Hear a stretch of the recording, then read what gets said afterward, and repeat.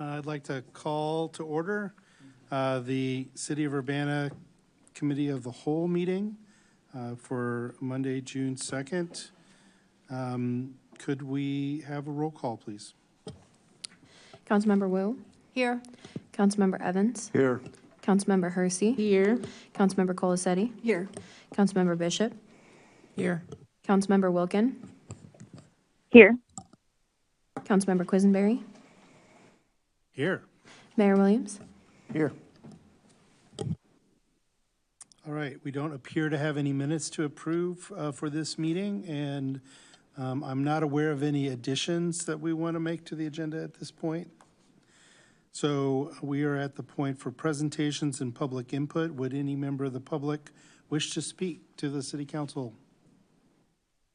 Seeing none, I do have one letter that was requested to be read at tonight's Committee of the Whole meeting. Dear Mayor Williams and City Council members, please read this into the record at tonight's Committee of the Whole meeting. My name is Anna Ho, H-O-U-G-H, and I'm a resident of Ward 2. I'm writing in support of Imagine Urbana and encourage you to move it to council as currently drafted. I like a lot about the comprehensive plan, but big idea number one, that Urbana is a place for everyone, really shines through the entire document and is the idea most important to me. I was born and raised in Urbana and want everyone who wants to be a part of the community to be able to do so. I also know that that is not the case currently due to lack of affordable housing. I work in homeless services and search for affordable housing most days. There isn't a lot available, and what is available is more than my clients can afford without becoming cost burdened. 30% income towards housing costs, including utilities. Most households end up taking what they can get when a housing opportunity arises with little thought given to location. Everyone should have a choice to live in a place they like, near the things they need. We lose a lot in our community when we price out households or push them to the margins. Zoning was a tool to create and entrench segregation, and that legacy is still with us. We now need to undo that legacy and reform our zoning code to be inclusive and reflect our community's evolving needs. I love my neighborhood in Ward 2. I love the housing options available, including detached single-family homes, duplexes, and small and mid-sized apartment buildings. I love that there are businesses and public spaces nearby. I can easily walk or bike to the library, grocery stores, restaurants, parks, and community events. I also live near a transit hub, so I rarely need to drive even when my needs extend beyond what can be met in downtown. The connectedness and diversity makes the neighborhood vibrant, and it's why I love living here so much. I think these are things that a lot of us value, and I feel privileged to live where I do. Everyone should be able to live in such a place, but a lot of our city is designed in a way that makes this impossible. I grew up on the edge of Urbana in a home which is no longer on the edge of the city. And this form of growth, prioritizing single-family homes, while not inherently bad, is not financially or environmentally sustainable, nor is it inclusive of many people's needs, especially those needing alternative forms of transportation. The zoning and other reforms recommended by the comprehensive plan allow for more connected neighborhoods and abundant housing options. It allows us to welcome more members to the community and brings down the cost of rent so current residents have a place to live, preventing displacement. There was a lot of talk at last week's meeting about homelessness. It is important to know that the root cause of homelessness is the housing shortage. Research tells us that consistently, yet we make it difficult to build housing. By creating scarcity in the housing market, we have created homelessness. The city staff did a great job soliciting feedback to make Imagine Urbana a plan for everyone, and I want to thank them for their efforts. Change is scary and people want their neighborhoods to remain the same, but we can't prioritize neighborhood characteristics over the well-being of the entire city. People need places to live, Urbana needs more tax revenue, and I think the comprehensive plan puts us on track to do that. Best, Ann Ho. Right, any other public input? Seeing none, we'll move on to staff reports. No staff reports, so new business.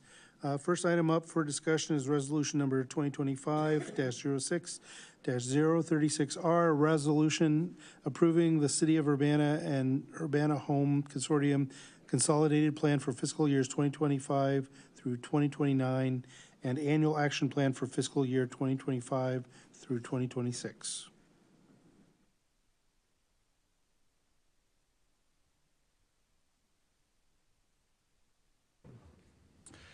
Good evening, everyone.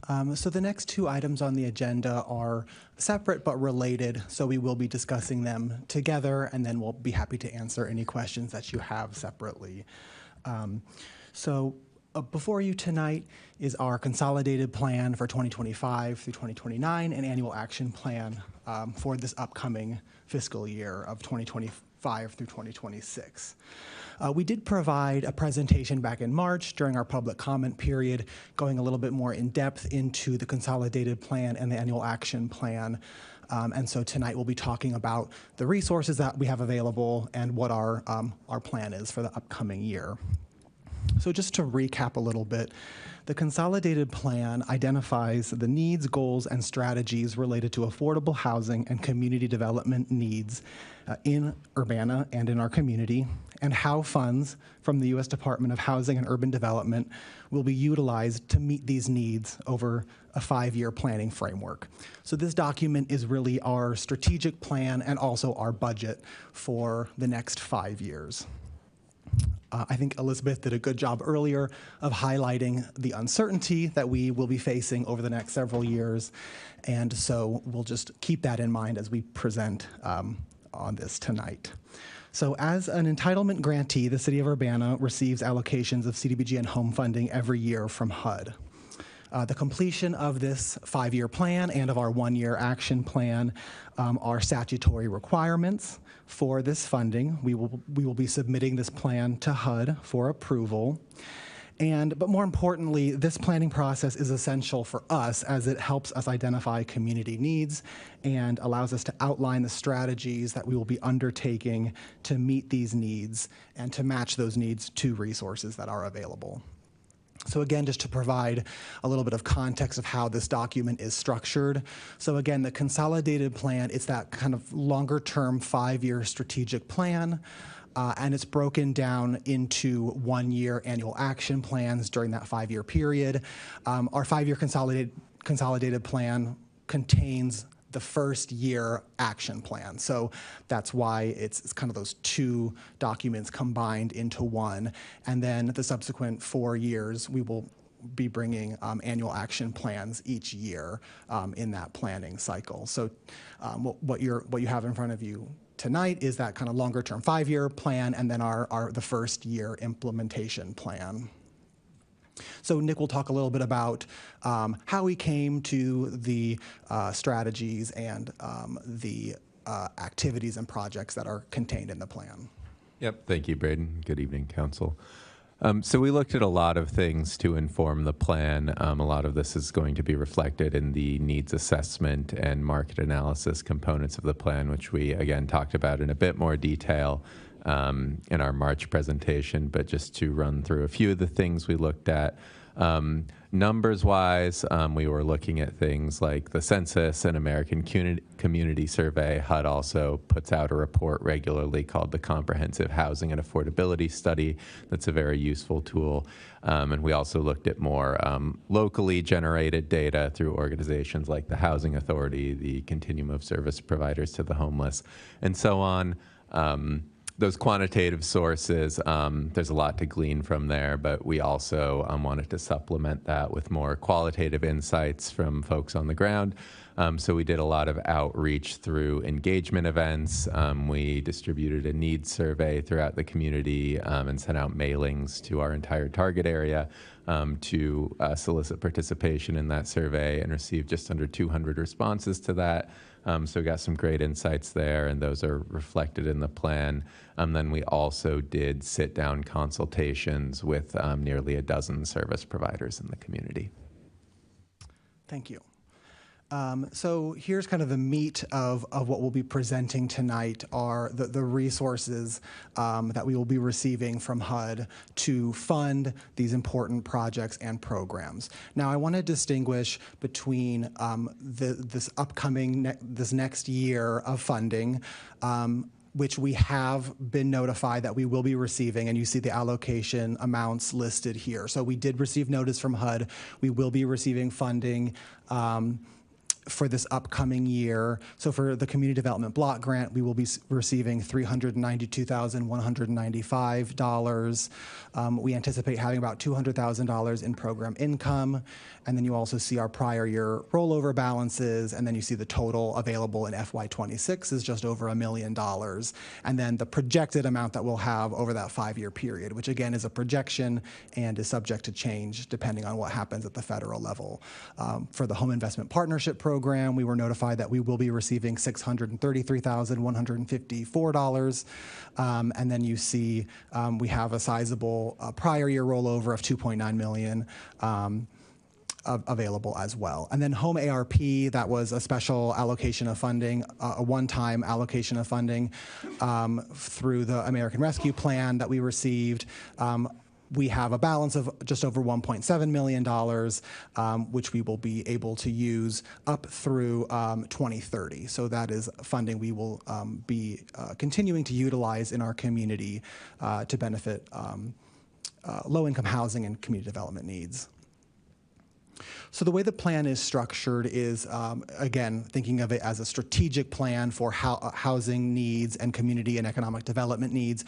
We are required to set our priority needs for the 5-year period, and then we drill down. Each level is more specific into our goals and how those goals will meet those priority needs, and then going down to the more specific level of the projects that we intend to implement in order to further those goals. So I'll walk through those and the budgeted amounts that we have assigned as well. So the priority needs, these are very general, you'll note. This is just like that kind of high level over the next 5 years. What are those priority needs we see in the community? Obviously, the first priority need, affordable housing. We know that that's a critical need in the community, and expanding affordable housing is very important. Second one is community services. These are the vital services that our residents rely on. And so that's a critical need as well. And then thirdly is community development. So again, drilling down, so those were the priority needs. The goals, each of these goals, again, ties back to furthering those needs, investing in affordable housing, supporting households in need, encouraging community and economic development, and then planning and administration. So we budget at that goal level. So again, this is our 1-year budget. So for this upcoming year, these are the allocations that we have assigned to each of those goal areas. So invest in affordable housing, goal 1 there, $135,000 in community development block grant funding, $3.2 million in home funds, and then $1 million in home ARP. Support households in need. You see those amounts there. And then encourage community and economic development. We've committed $648,000 in CDBG funding to that goal. The reason that there's no home or home ARP funding committed to that goal is that it's not an eligible expense for those programs. Economic and community development is only eligible under CDBG, so that's why it's budgeted that way. And then you see our planning and admin costs there. Across each program, those are tied to the caps that HUD has assigned. So we're capped at $78,000 per year for CDBG admin, $63,000 for home admin, and then we have a balance of about $35,000 in home ARP. Admin. So again, you see those 1-year totals, and that's the funding that has been secured for this upcoming year. Those 5-year totals, that's our best case scenario for our projections over the next 5 years. It's presuming that we are going to be receiving normal, relatively stable allocations over the next 4 years. I hope you can see this okay. It is in your memo if you're having a hard time seeing that. So now we're going down to the more specific level of the projects. So these are the specific discrete activities that we will be undertaking in order to further those kind of broader goals that I was just talking about.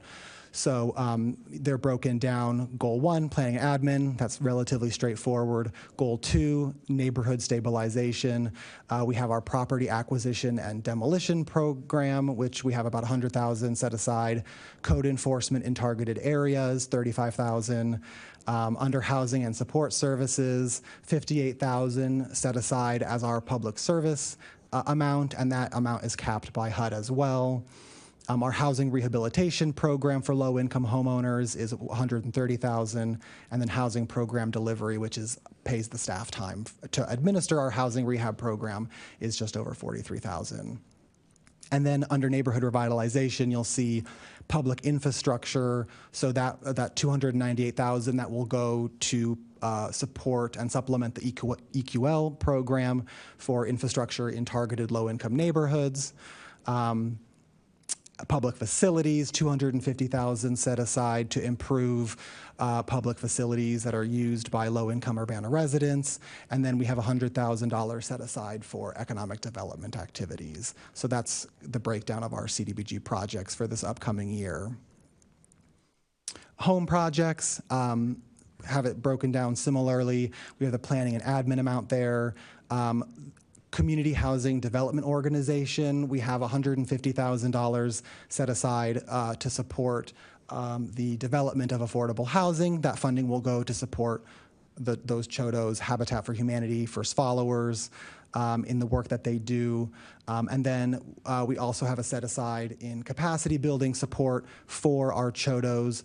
So that's things like staff time to help them implement their affordable housing programs. We have $30,000 set aside for that.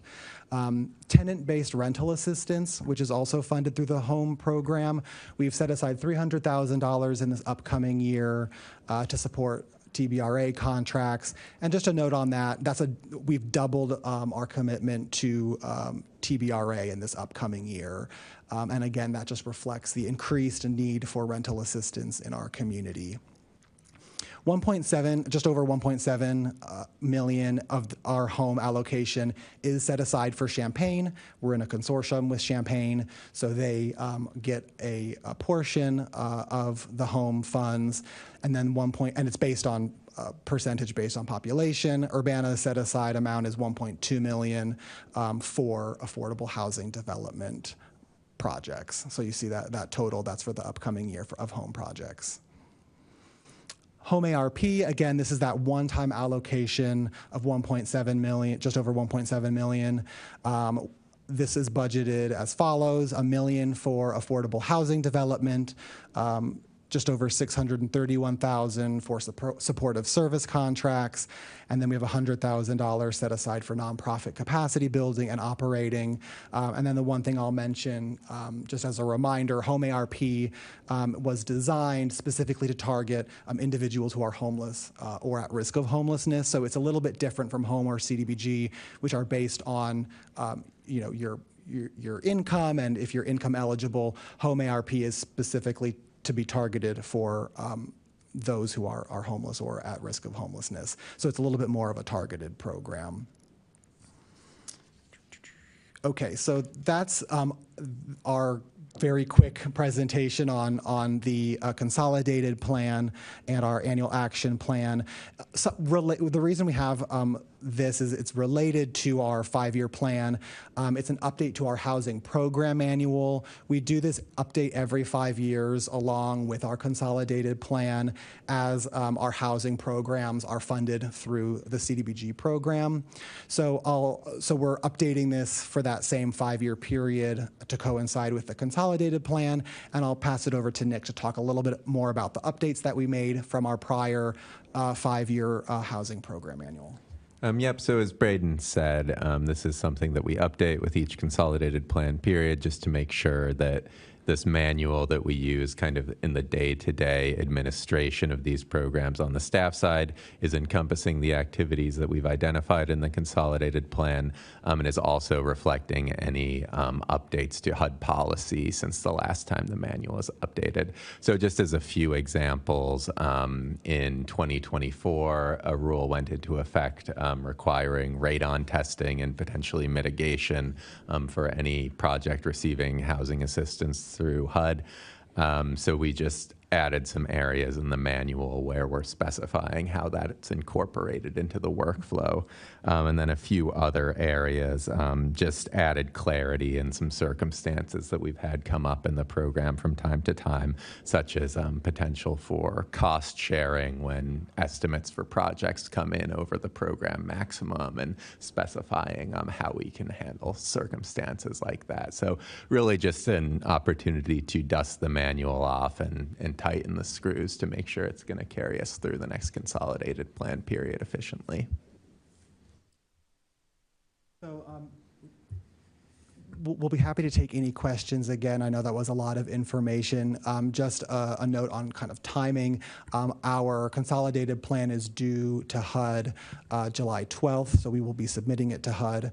And then the program year begins July 1, technically, and so funds will be made available for this upcoming year starting July 1.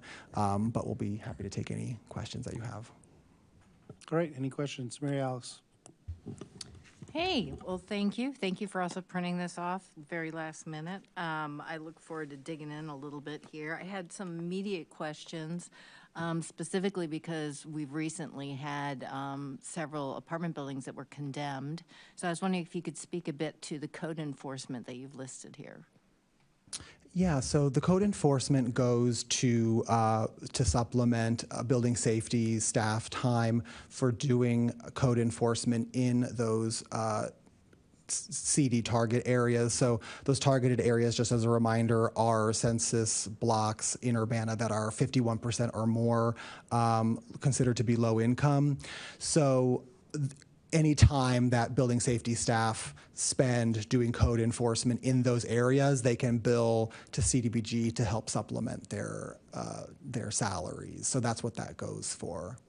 So I believe we have 3 inspectors right now. I could be incorrect about that. I believe we approved an additional one last year. So does this mean, is there enough money to add another half of one that could target specific buildings? So currently this amount can support half of one, Right, which is that's the what I one that meant, we, yeah. yes, Yeah. Okay. yes. So maybe that's a question for Elizabeth in terms of how is that represented in the budget? I believe what Braden's saying is we already are supporting half of one. Yes, Okay, that's yes. I just want to be clear about that. Yes, yes. So this is an ongoing. Every year we Okay. include the funding. There's a code inspector who he is assigned to do kind of that more targeted code enforcement, and so he bills the hours that he spends in those targeted areas to us, and then we pay that portion of his salary. Gotcha. Yep. My next question had to do with TBRA. So those are contracts that we have with different entities that are able to administer those programs? Yes, exactly. So we enter into contracts with service providers. They actually do, they run the program. So currently we have 2, Champaign County Regional Planning Commission and Courage Connection as well. Those are our 2 current TBRA providers. So we provide them the funding, and then they administer the program and submit their reports to us in terms of numbers served and things like that. One of the things that I was able to glean here is the impact of domestic violence on homelessness. And so Courage Connection, I believe, addresses part of that population. Is that right? Yes, they're the domestic violence shelter in the community. So they handle, if there's clients who, for example, go to RPC looking for rental assistance, but they have a background or a history of domestic violence, they'll get referred to Courage Connection. Okay, all right. And then my last question, which is going to be kind of big, so don't feel like you have to answer it completely. One thing that I've been quite concerned about is I recognize that rental rates are beyond the means of many people in our community, and we have these TBRA programs, but in terms of sustainability, it concerns me. And so the home ARP funds that we have quite a bit of money set aside for affordable housing units. Do we have people who are interested in partnering to build those affordable housing units? At the end of the day, that's really what's going to be able to sustain that population? Construction, is that what you're? Yes, construction. Yes, there are. Those projects, take time to kind of get off the ground, and there's a lot of different factors. We have some partnerships with Housing Authority. That is a goal of this plan, is expanding units. Obviously we want to utilize what we have and ensure if people have a unit, but they need assistance, we can get that to them. But we also recognize that building new units is going to be a necessity, and so that's part of this as well, for sure. And in addition, the $1.2 million that Urbana has set aside in home funds is dedicated for construction of affordable housing. Right. That's what it is set aside for, and so that's part of my job, is pursuing that and trying to get those projects realized. And was it fiscal year 2030 that those funds expire? Is The that home correct? ARP, yes, 2030, Okay. yep. Okay, thank you. All right, Chris. Thank you. What does it mean to invest in affordable housing? And there's $4.3 million set aside. What does it mean to invest in affordable housing? So the way that goal is set up, when we say invest, we mean invest in constructing affordable housing. Okay, so about the affordability issue, an SSI check is no more than $900 a month. A disability check is usually no more than $1,500 a month. And new construction, the rent on new construction is usually, $1,500 a month. So I don't understand how new construction can ever be considered affordable to the kind of people that need it. So I don't know what you do with that, but. So I definitely understand, and that's often why we try to pair it with options for rental assistance. So if there's existing units that are and people are already living in those units, keeping them housed, that's always the priority. If someone is in housing, you want to keep them housed. And so rental assistance, TBRA, that's a very effective way to do that. For new construction, one of the issues is construction costs are going up. That's contributing to it. It's the cost of construction materials is a huge driver of that. For a one-bedroom unit, the way it works is that there's an affordability cap. So, for example, a one-bedroom is capped at around like $950 per month. But then, depending on the partnership that we develop with the Housing Authority, for example, or another service provider, they then can come in like with a voucher. So the way it will work is that the tenant then pays. So there's that $900 affordability cap, but then the resident will just pay up to 30% of their take-home income, and then the voucher covers the rest. So it helps kind of bridge that gap. And again, so the construction is one part, but then it's what kind of vouchers can you attach to the project to help bring that affordability down even more. Because you're correct, $900 a month might sound affordable for some people, but for other people, it's not affordable. Right. So ensuring that there is the additional investment of a voucher or some sort of supplemental assistance to ensure that no one is paying more than 30% of their take-home income on total housing costs. So that would include utilities and things like that as well. So I hope that answers your question. It does. I mean, but I guess that leaves the problem that we're only spending $300,000 on vouchers to be split between our RPC and I forget the other, Encourage Connections. So the TBRA is one thing. I was speaking to, so for example, like the vouchers that Housing Authority has, their Housing Choice Voucher Program. That's a very robust resource that a lot of, so for example, in Champaign, Bristol Place, which is a very large new affordable housing development, Housing Authority has invested vouchers, which is a permanent investment in that development. So people who want to live there can get a voucher to help defray that housing cost. So TBRA is slightly different. It's rental assistance. So it's typically for people who are already in a unit. that just can't make their monthly rent, they can apply for up to a year of rental assistance. So again, we're trying to to bring together different resources. So there's the new construction, there's the housing vouchers through the Housing Authority, and then there's also rental assistance, which is kind of a separate avenue of assisting people. Okay, so the Housing Authority opens up these voucher windows to apply, and they get 5,000 households applying Yes. in that 2-week period. Bristol Place, in one day of opening it up, 500 applicants in one day.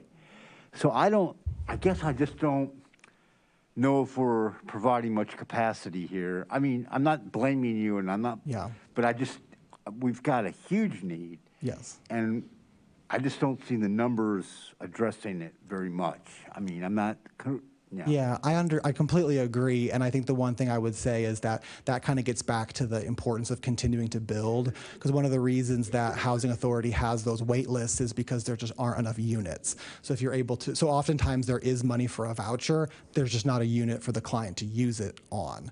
So the hope is that by investing money in building more units, then you're able to kind of pair vouchers with those units and kind of cut down on that wait list. thank you. Sharice?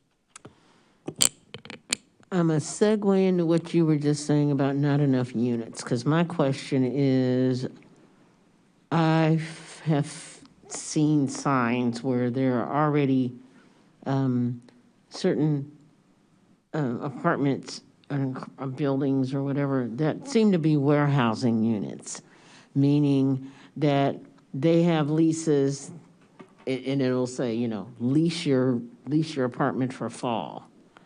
It's specifically going toward the student population, which means that if they're already leasing out for fall, they have no intention, I don't think, of housing anybody between now and September or August. How do we deal with that? Or do we deal with it at all? That is a good question, and I would agree with you. I think student housing is oftentimes not accessible to people who need affordable housing in the community. I think that's another argument for continuing to invest our federal resources in building permanently affordable, set-aside affordable housing, because again, oftentimes that student market's just really not accessible to a lot of people who need it, especially families. I mean, a lot of those units are not built for multiple bedrooms or things like that. So But what about just the single person who needs a roof over their head? I don't see why we warehouse or we allow warehousing of space when there's vouchers, when someone could have a voucher, and that would take care of that particular cost of housing. Yeah. Correct? Correct. And I think as well, one thing I'll say is that this is where our partnership with the Housing Authority has become very important, because the Housing Authority does a lot of that landlord engagement, and they interface a lot with landlords to try to get them on board, to try to bring them in, and to kind of prevent things like that. And so they've rolled out a lot of incentive programs, things to get landlords on board. So I think that's something we really rely on. In terms of what the city could do, I think that I don't have a good answer for that, but I definitely recognize that's a problem for sure. Okay, and I wasn't sure if we actually, I would like to be sure that we don't condone that. That's the one thing I would like to be sure of. But it is bothersome when I'm driving through my neighborhood and I'm looking at apartment buildings that have that on the fence, already leasing for fall, which means you're not going to be renting during the summer. You'll hold that for somebody, and I know we have a housing problem. I know we have an affordable housing problem. I would like for it to not be thought of as low-income housing. It should be affordable for everybody. And we need to think in terms of, too, not location. Affordable housing should be available everywhere in the city, not just in one part of the city. And I would like for us to think more on that level. An issue that I have with some of the people that are against the comprehensive plan is it sounds to me like what they're against is competition. But maybe somebody will bring in a duplex and it'll cost less than what they're able to get from a student. And we need to think about that type of thinking as well. So I just want to keep that in mind. All right, any other questions? Go ahead, Mary.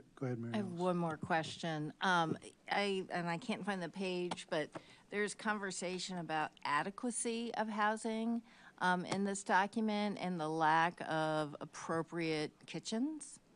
That was surprising to me because I thought that at least in rental units, we had certain rules in terms of what constitutes a kitchen.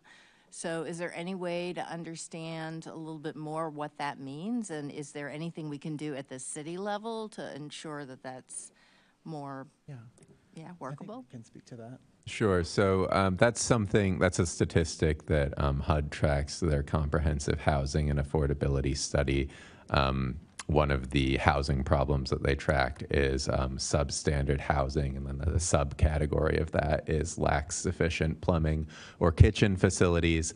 And while you're correct that we do have a rental registration program and properties get inspected on a cycle, I think what we've seen is just with the amount of rental housing there is and our capacity to get to things, I definitely don't want to throw our building safety division under the bus because they have their work cut out for them. But what we've seen, and I think especially in circumstances like with some of the properties in the city that have recently been condemned, just the time in between inspection cycles, things can deteriorate pretty extremely.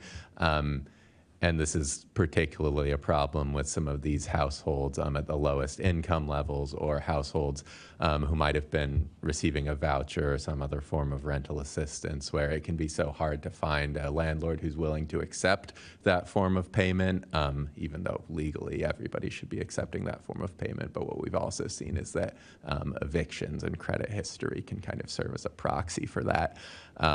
But anyway, when you're in that situation, folks can end up just willing to accept those substandard conditions because they can't find anywhere else to rent. So it's definitely a problem that we need to continue to be tracking and addressing.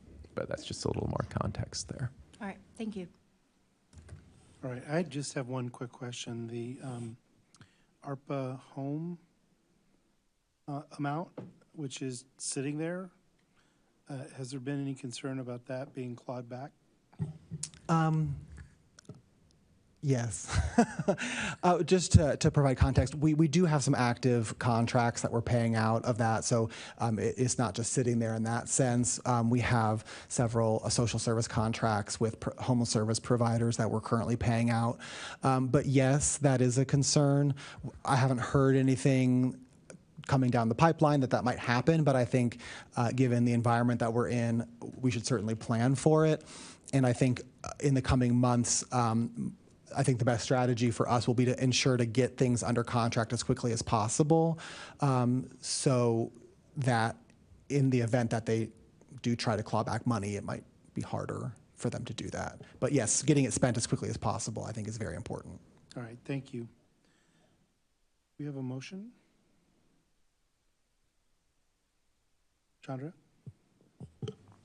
I'll move approval of resolution number 2025-06-036R, a resolution approving the City of Urbana and Urbana Home Consortium Consolidated Plan for fiscal years 2025 through 2029 and Annual Action Plan for fiscal year 2025 to 2026. On to City Council for approval on the consent agenda. We have a motion. Second. Second by Sharice. Any further discussion? Mary Alice? Yeah, I'd like to request it be moved to the regular agenda just because it's a really, really big document and trying to go through all of it. If there's any last minute questions, that's just a request. Sure. Sure, second. Yeah, I just wanted to say it is a very big document, and I really appreciate all the attention to detail and hard work that went into this. I was reviewing it, and also encourage people as they are looking at the proposed comprehensive plan to look at the housing information that's already in here, and let the city know what else from a housing study would be helpful, because I keep hearing that request. And there's an incredible amount of data from diverse sources related to our housing availability in this document. So I just really encourage people to look at it because it's a lot of really good information. And thank you to everyone who's worked on it. All right, Grace, any discussion? Not at this time, thank you. All right.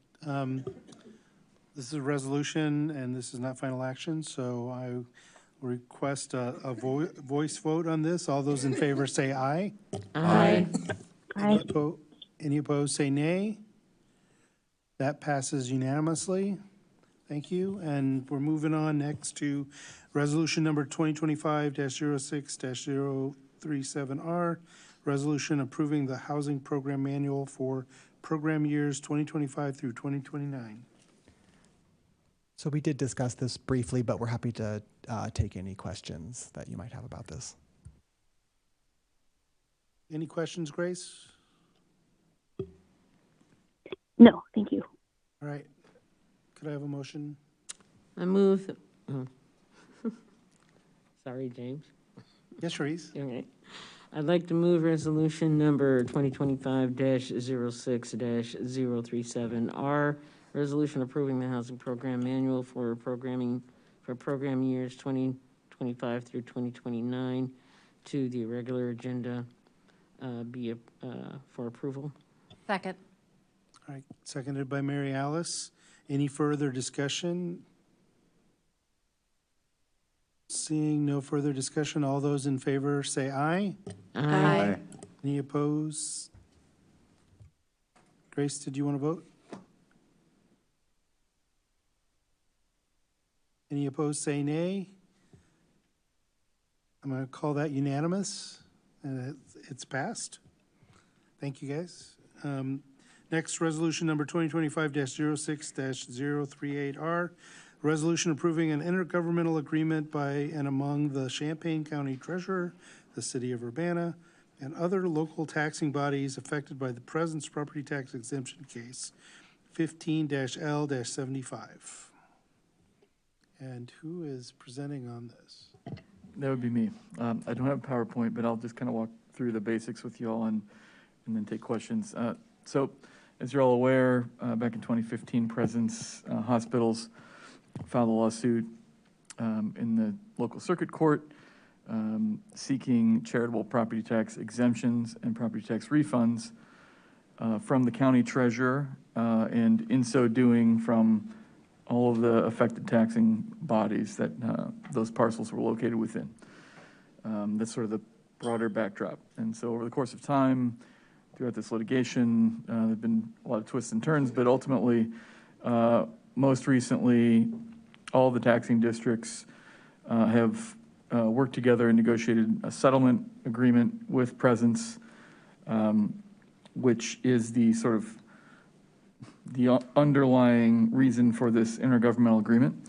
And what's in front of you, the intergovernmental agreement, is essentially memorialization of a shared understanding among the taxing districts that there is a disagreement about how to apportion the amounts owed between and among the taxing districts as part of the overall sum to be paid to Presence under the settlement agreement. And it's a differing perspective, I would say, on two different types of calculations for apportioning the taxes owed.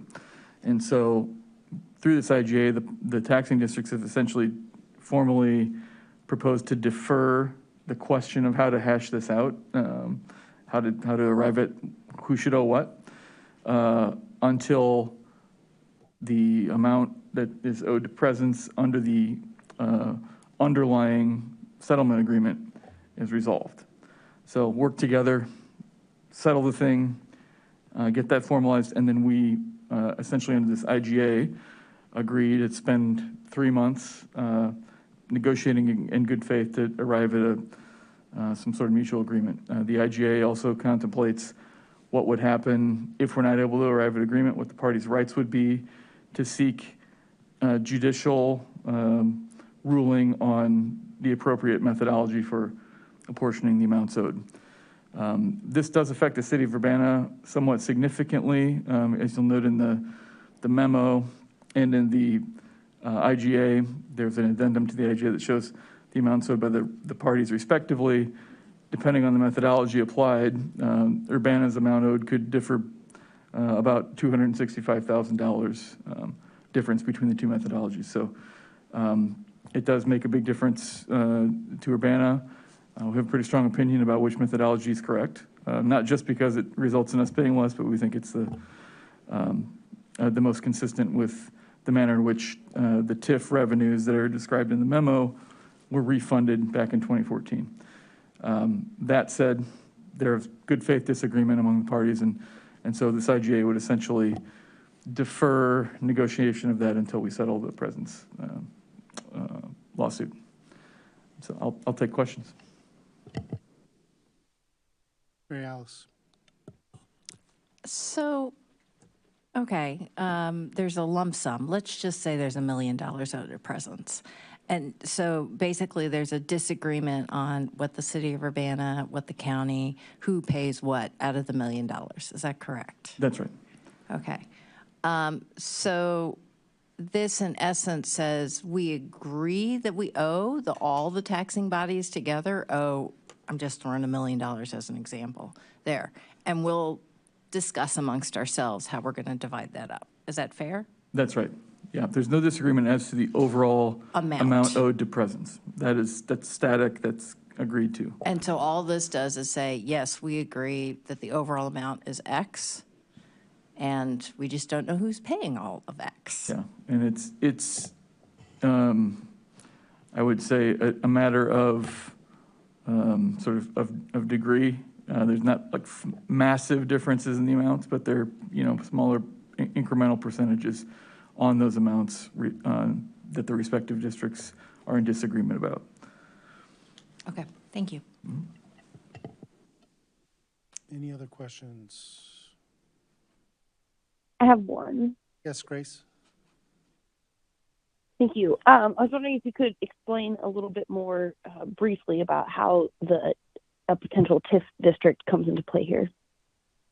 Yeah, so that is essentially the core of the, I would say, of the disagreement in methodology. As we explained in the memo,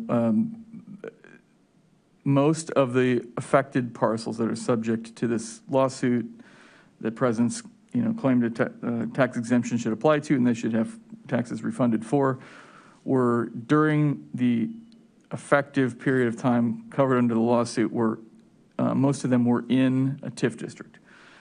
And so when that TIF district ended, I believe it was 2014, I have Ross behind me in case we get too far into the details. Ross's history with this is quite a bit longer than mine, but back in 2014, when the TIF district ended and the city refunded the excess revenues in the TIF district to the respective taxing districts, they were all refunded at the then applicable tax rate in 2014.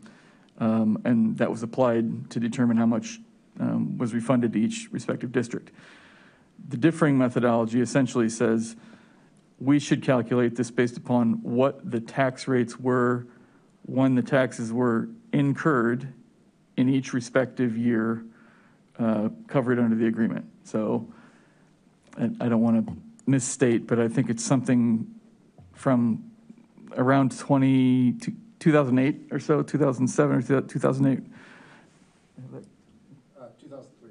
Oh, sorry, so all the way back to 2003, and basically taking the average of each of the applicable rates annually, and then using that average number to determine the proportions that the taxing districts owe, as opposed to just what the applicable rate was in 2014 when the refund occurred. Thank you. All right, any other questions? Seeing none, can I have a motion? Yeah. I'll move resolution number 2025-06-038R, a resolution approving an intergovernmental agreement by and among the Champaign County Treasurer, the City of Urbana, and other local taxing bodies affected by the President's property tax exemption case 15L75 on the regular agenda, just in case people have questions. Second. All right. Moved by Jaya, seconded by Mary Alice. Any discussion?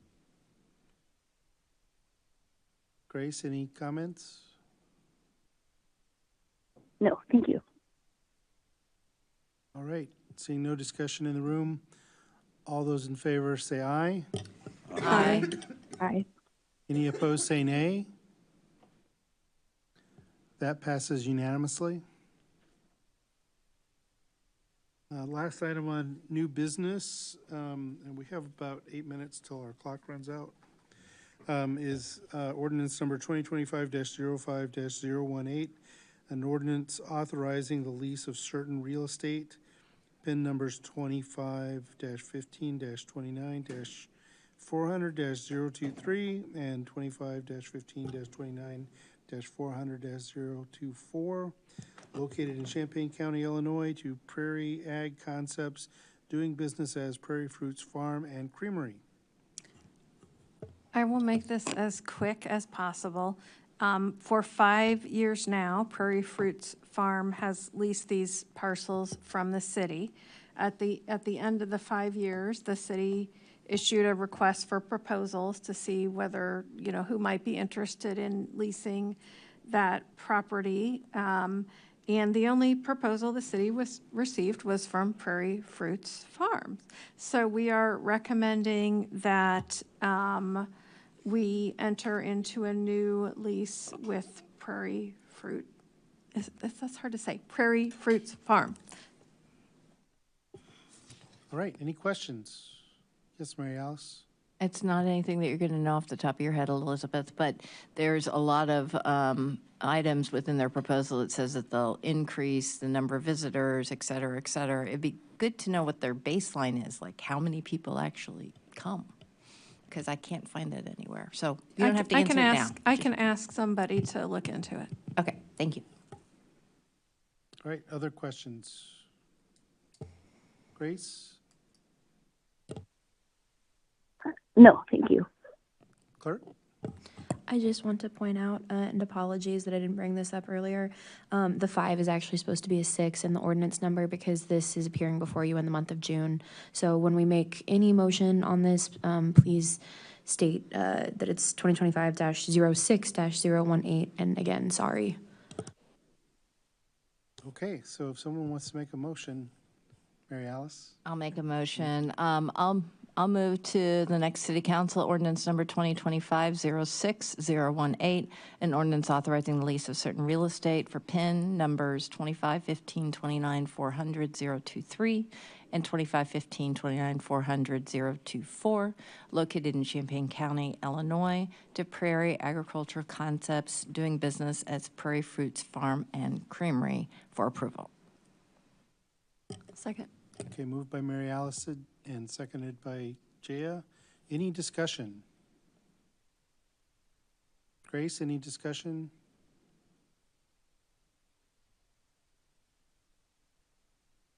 Okay, seeing no discussion, all those in favor say aye. Aye. Aye. Aye. Any opposed say nay. That passes unanimously. So we've completed the new business. We have old business on our agenda, and we have about 5 minutes. Either we can move these items to a future meeting, or if there's anything someone wants to discuss about these 2 items, I will need a motion to extend.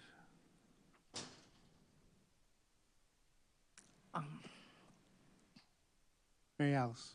So I personally wanted to just pose something to City Council on the comprehensive plan, but I'm willing to wait as well. I think it would be good to have Grace here physically to talk about the surveillance technology databases. Moving that to July so we get out of budget season seems like it might be a good idea. So those are my two thoughts. Okay. Can we have a motion then? Sure. I will move ordinance number 2024-12042, an ordinance establishing approval policy and reporting requirements for policing surveillance technology and databasing to the committee of the whole, the first committee of the whole meeting in July. Second. All right, that's been moved and seconded. Any discussion? Okay, all those in favor say aye. Aye. Any opposed say nay. Aye. That passes unanimously. And then what is our disposition for the I comprehensive was going to plan? move that as well, and I'll send people a write-up and tell you what I'm thinking. So I'll move ordinance number 2025-04013, an ordinance approving a comprehensive plan, Imagine Urbana Plan Case Number 2502 CP25. On to July? I'm just trying to, yeah, July. The first committee of the whole meeting in July. Second. All right, it's been moved and seconded. Any discussion? Mayor, is that acceptable to you? Okay. All right. If there's no discussion, all those in favor say aye. Aye. Any opposed say nay. That passes unanimously. We're at council input and communication. We had a chance to do that earlier, but if anybody has something they want to say at the last minute, now would be the time.